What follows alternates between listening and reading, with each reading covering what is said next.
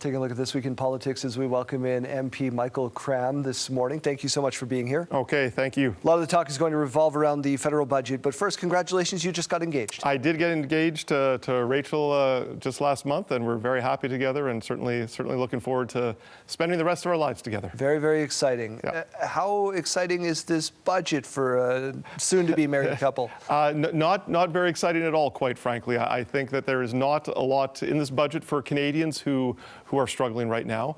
What is most concerning to me is the lack of support for people who are struggling. Mark Carney said that Canadians should judge him based on the price at the grocery store. That was 6 months ago, and since then, grocery prices have continued to go up and up and up. And what's most concerning to me is the rising food bank use in this country. In any given month, about 2.2 million Canadians access the food bank.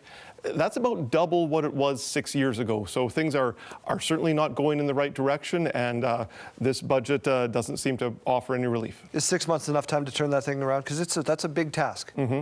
Well, the problem is that they don't seem to have any plan to reduce grocery prices. The Conservatives have been saying we should cancel the industrial carbon tax, we should cancel the federal fuel standard, we should cancel certain federal government regulations regarding plastics in food packaging. All of these costs are passed on to consumers in one way or another, and there doesn't seem to be any willingness on the part of the Liberals to take any steps in that direction at all. So what's next? Well, we go back to Ottawa next week, and the budget will be voted on next week, and I'm not supporting the budget, and the Conservatives are not, but it looks like the NDP will be propping up the Liberals again, and so I'm not anticipating a fall election, but we'll have to wait and see how the vote goes next week. Does a fall, if this budget were to fail, would an election not cost Canadians more?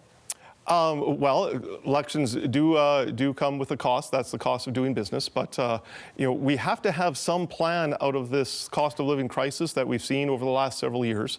I would like to have seen the Liberals put something forward to address these issues, but unfortunately they are not, and unfortunately they campaigned on doing that exactly 6 months ago. So for that reason, Conservatives are not supporting the budget, but I strongly suspect the NDP will, and I am not expecting an election. A lot of things happening in the city and the community in your riding. Yesterday I saw you were at the Brand Centre for the memorial, laying of wreath at the cenotaph. What did that mean to you?